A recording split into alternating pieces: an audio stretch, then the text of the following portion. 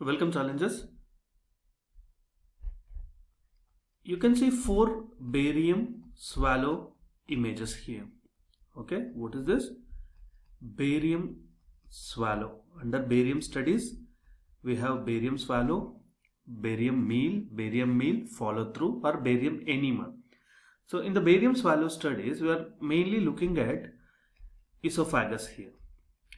That too, we are focusing on esophageal motility disorders and also gastroesophageal reflux disease. Now, the first image here is, you can see many folds here. Okay, many folds here. So these folds you see are seen in gastroesophageal reflux disease, which is active. We call this as feline esophagus, okay, or otherwise known as esophageal shivering or esophageal shiver.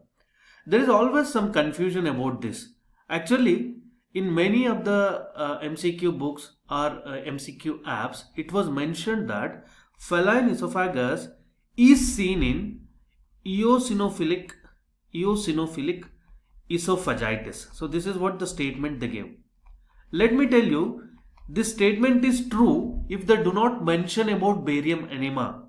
Feline esophagus on endoscopy is seen in eosinophilic esophagitis. So endoscopically, ridges, furrows or rings may be seen in the esophageal wall of eosinophilic esophagitis. Sometimes even multiple rings also occur. So we call it as corrugated esophagitis or corrugated esophagus or feline esophagus, the other name, corrugated or feline esophagus, because it has a similarity of the rings to the cat esophagus. Feline means cat also has this ring-like esophagus.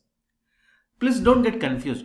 When I say barium swallow study, the feline esophagus is characteristic of active gastroesophageal reflux, not even chronic one, because in chronic gastroesophageal reflux disease, if it is not active, it is chronic, you will see linear scarring.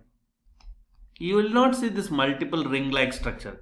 But on endoscopy, on gastroesophageal endoscopy, if the esophagus has corrugated appearance or feline esophagus, then it is definitely eosinophilic esophagitis. So many students who were reporting this question thinking that the option was wrong, but I had taken from reference from various radiology literature, radiology websites and also the journals. Okay, you need to understand that it is ringed esophagus which is characteristic barium finding in case of eosinophilic esophagitis. So it is ringed. As you can see, there will be some ring like, but it is not feline, it's not esophageal shiver, it's definitely not esophageal shiver, it's definitely not corrugated esophagus externally, it is internally corrugated. So when you pass an endoscopy, you will definitely see feline esophagus, but barium study from outside, it is ringed esophagus. So I want to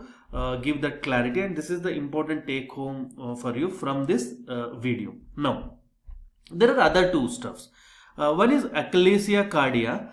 See, this is like a gold standard question. Okay, if you don't know this, you are not ready for the exam at all. Achalasia Cardia presents with bird beak appearance. So bird beak appearance is seen with Achalasia Cardia. Bird beak appearance on barium swallow. Please be careful, because if the question is bird beak appearance on barium enema, then your answer should be sigmoid volvulus. Please be careful. This is a bit confusing to the students. Barium swallow will give you Achalasia Cardia bird beak appearance, but in barium enema, if it is barium enema, then bird beak appearance is seen with sigmoid volvulus. Hope you got my point. This is very important again. So bird beak appearance, Achalasia Cardia. And final, very easy one, corkscrew esophagus, screw-like because of the esophageal hypermotility.